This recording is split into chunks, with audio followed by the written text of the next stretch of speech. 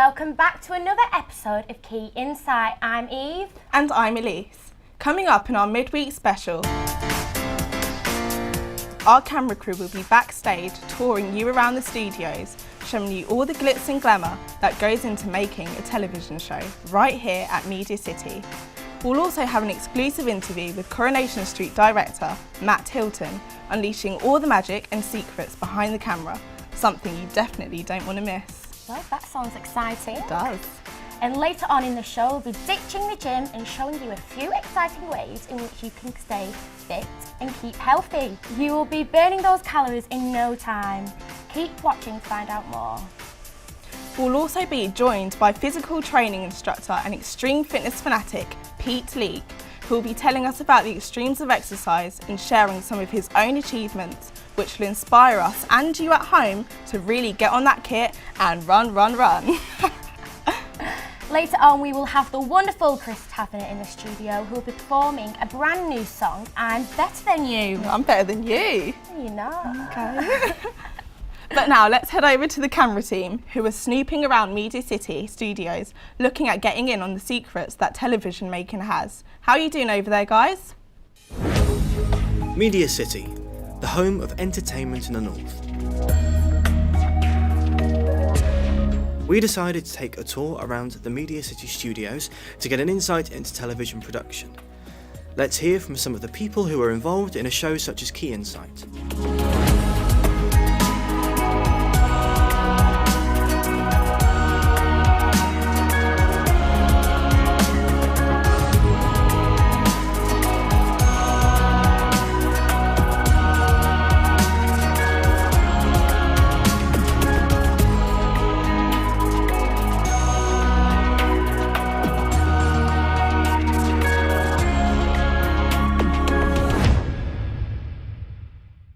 Hi, I'm Danielle and I'm the executive producer for Key Insight. The advice I would give to somebody who's not been an executive producer before is just be prepared for the unknown. You're sort of like first point of call to all different departments, so everyone comes to you with different things. So I think it's just being organised and knowing how to handle situations. It can be stressful at times, but it's my job to make sure that everybody is, working together, everything's running smoothly. If, everyone's feeling a bit intense, it's my job to bring everybody back to a level where we can all get on with each other. It's not always about, stressing out and working hard. It's about, working hard but obviously having fun at the same time.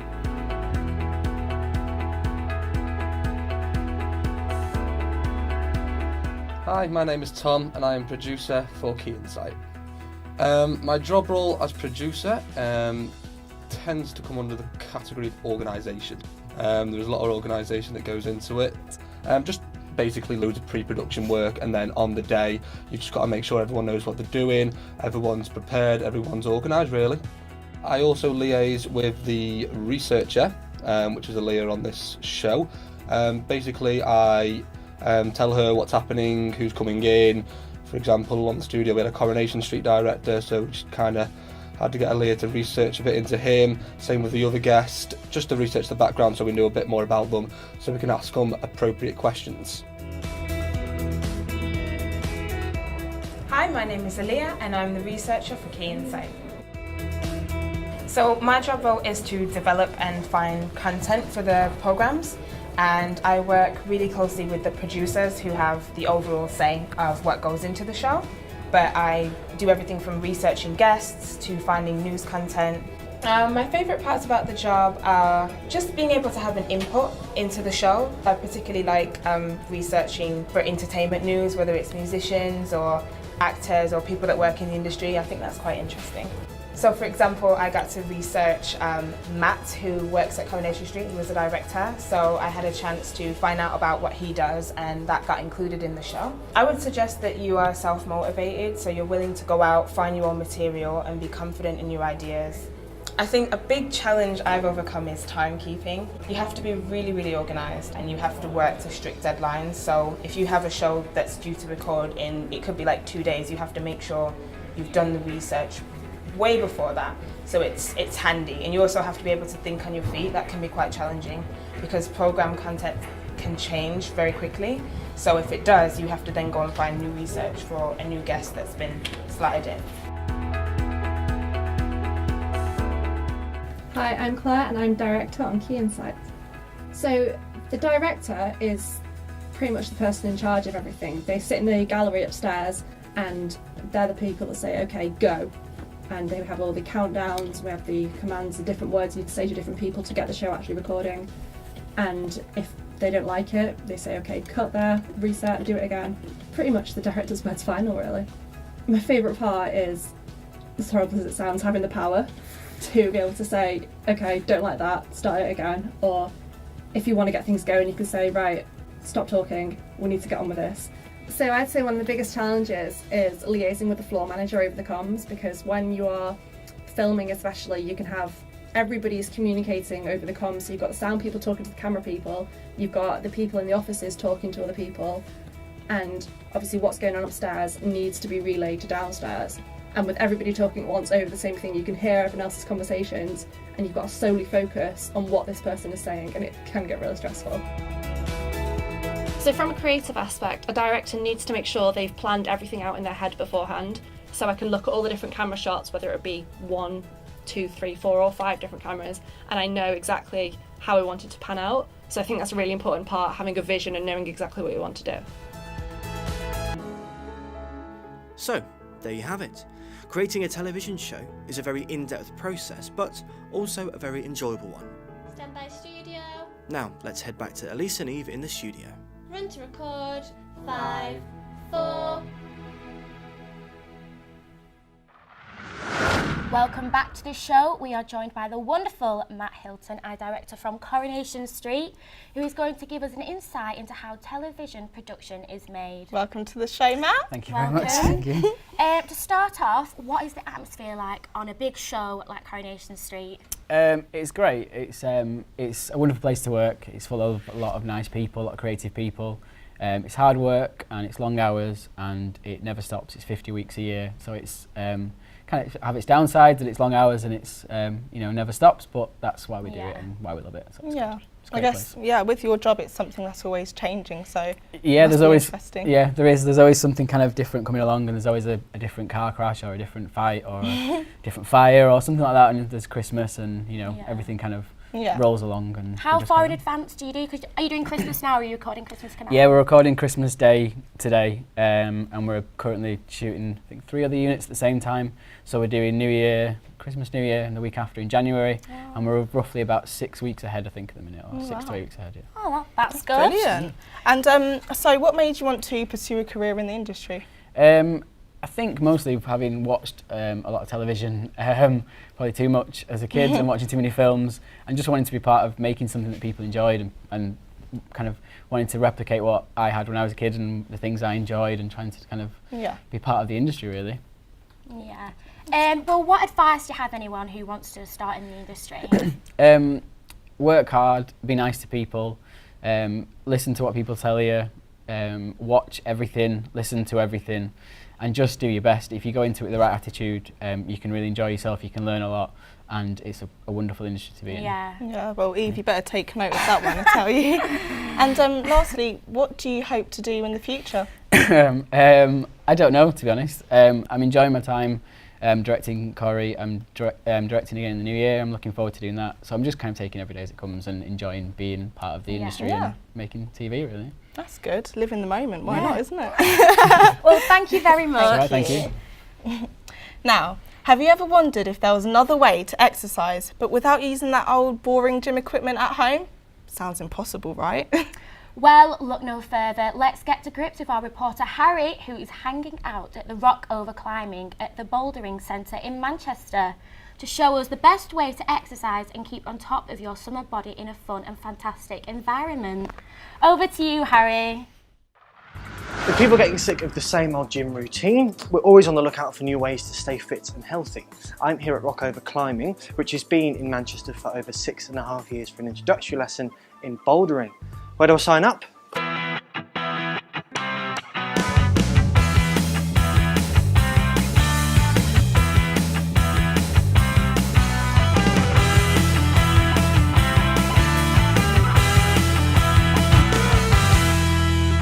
I've been climbing since I was 9 years old, so 13 years altogether. I prefer bouldering to rock climbing, I think more for the social aspect. So you can all climb together. You don't have to rely on anybody else to hold any equipment or anything. And you can do it on your own as well. So if you just feel like coming down one night, come down, don't have to worry about anyone else. Health benefits of climbing, there's a range of things. You're using your whole body all together, so muscles right down from your fingers all the way through to your toes, so you get a full body workout. Obviously lots of breathing and things like that, so cardiovascular stuff as well. Now this kind of climbing doesn't involve any ropes, harnesses, equipment, nothing. It's completely free-handed. So Mel, you're going to talk me through kind of an introductory lesson. Yeah. So away you go. Okay. Looking forward to it. So before you start climbing, first thing you want to do is just make sure you know how to get off the wall safely. So when you get to the top, you're going to climb all the way back down to at least the halfway point first before you drop onto the mat, making sure you bend your knees and you land facing the wall as well. That just helps with avoiding injury or anything like that. When you're climbing, it's all about using your legs as well. So a lot of people think very upper body strength. It's not at all. As long as you can lead with your feet, push off them, you'll be good as rain.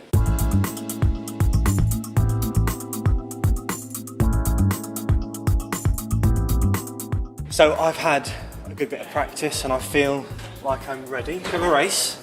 No. Right then. Manage it. Ready? 3, 2, 1.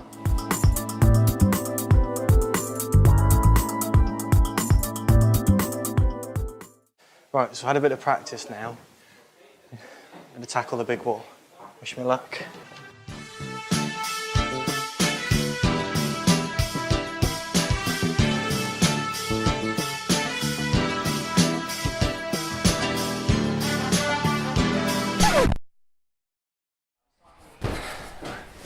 Brilliant.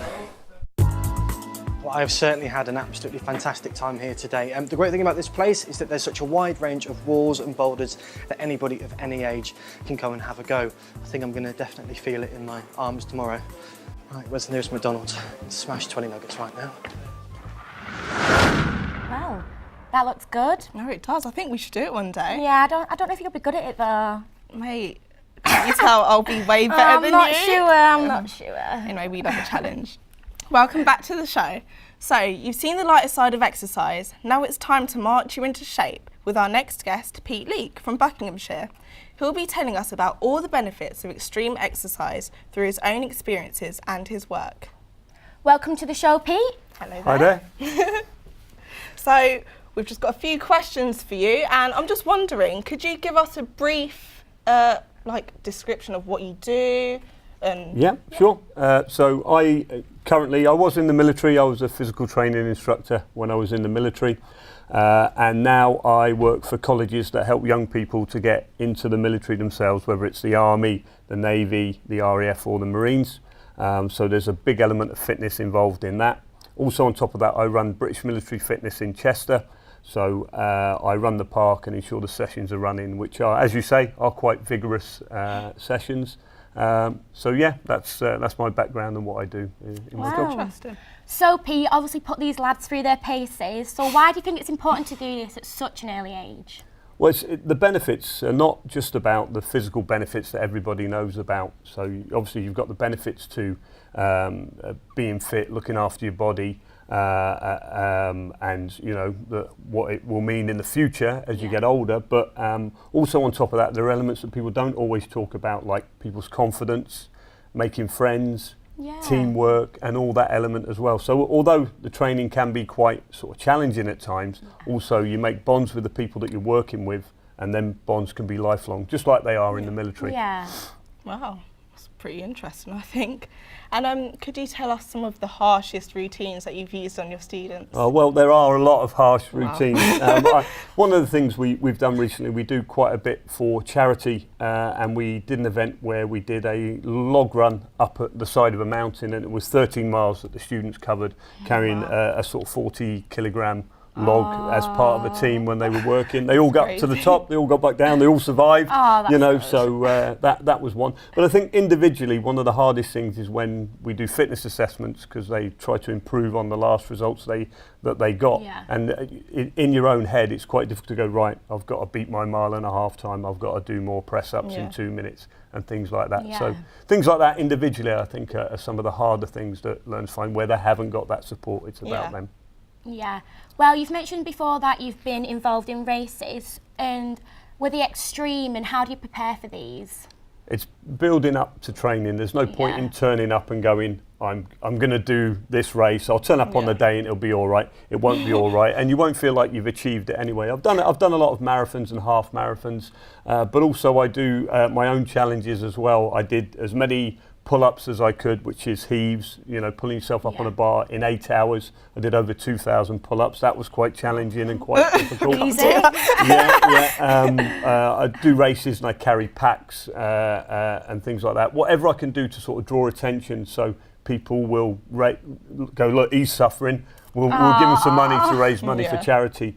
And they're probably some of the more challenging things that I do. But I always look at what the next thing is. If I complete a challenge, I don't go, oh, I'll rest on my laurels now, I'll take it easy. I look at what's coming next and what I'm going to do next, basically. That's really good, actually. Try that at least.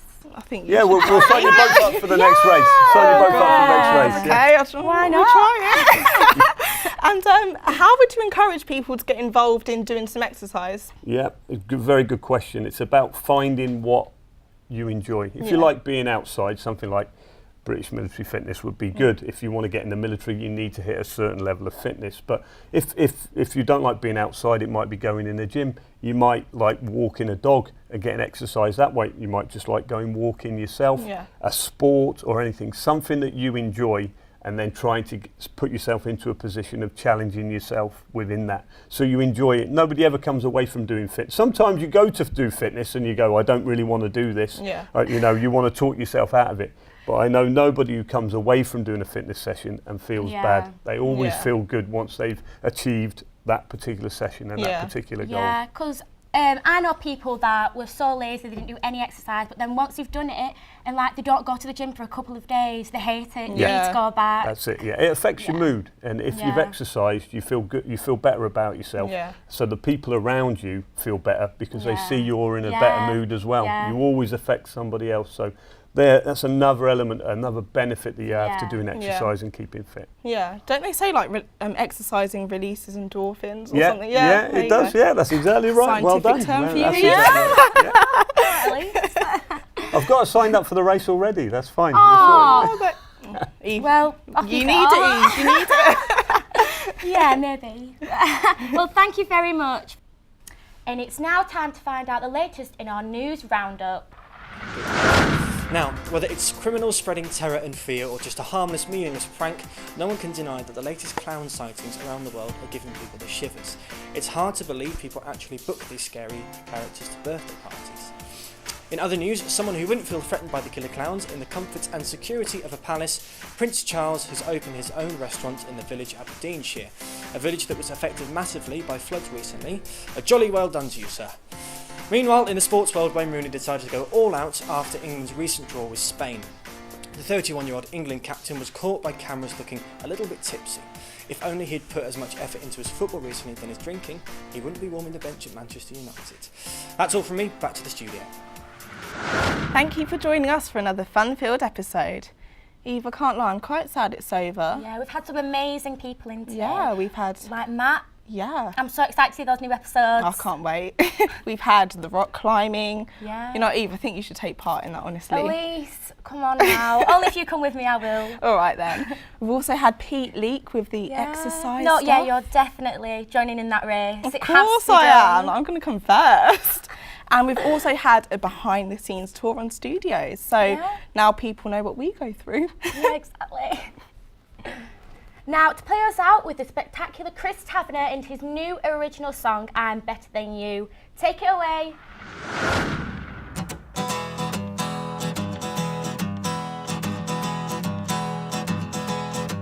Oh, we left the ground, we were LA bound on a plane that I just bought. All my entourage had a full massage with a drink of every sort. And then you had to stare at my collection of art. Had to bury it deep underground, irretrievably far. Oh, I've got a 5-bedroom house in Rome that I've never seen. I've got a team of cleaners to keep my Bugatti clean. And boy, I'm better than you. Oh, we sipped champagne through a diamond cane in a club that I'd just bought. And we filled a tray with the best cocaine so we wouldn't come up short. And then she had to touch my satin velvet tie. I had to take it to the best dry cleaners at least 10 times. Oh, I've got a room at the Ritz for when I feel I could eat. I've got a penthouse suite with a view from 1,000 feet. And boy, I'm better than you. Now I don't mean to brag, but I don't care about the cost. We better keep this all offline so my daddy won't cut me off. Oh, we hit the beach in a hot tub beach on an island I just bought. And my servants served all their best hors d'oeuvres with a lobster that they caught. And then he had to ask for some tomato sauce. I had to pay all my guests to row back out from the shore.